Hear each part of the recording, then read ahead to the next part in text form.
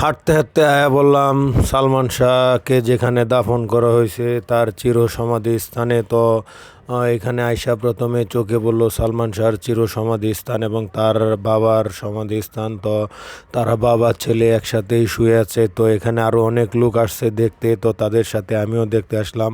তো এখানে অনেকজন আসছে, অনেকজনের কবরস্থান দেখার জন্য, অনেকজনের সমাধি দেখার জন্য, কেউ সালমান শাহর সমাধি দেখার জন্য, আবার কারো কারো নিজের পরিচিত লোকের সমাধি স্থান দেখার জন্য। তো সালমান শাহর কবরটা দেখলাম অনেক দিন পরে। তো আপনারা যারা যারা সিলেট শাহজালালের মাজারে আসবেন, তো আপনারা সকলেই এই সালমান শাহর কবরটা কেউ দেখে যাবেন। এবং এখানে আরও অনেক কবর আছে। তো এখানে আরেকটা নতুন কবরের কাজ চলতেছে, তো এটা জানি না আসলে কার। তো মোটামুটি খুব ভালো লাগলো জায়গাটা। তো আপনারা সকলেই সিলেট আসলে অবশ্যই এই জায়গাটা ঘুরে যাবেন, এবং ভিডিওটা যদি ভালো লাগে তাহলে অবশ্যই একটা লাইক কমেন্ট শেয়ার করে দেবেন।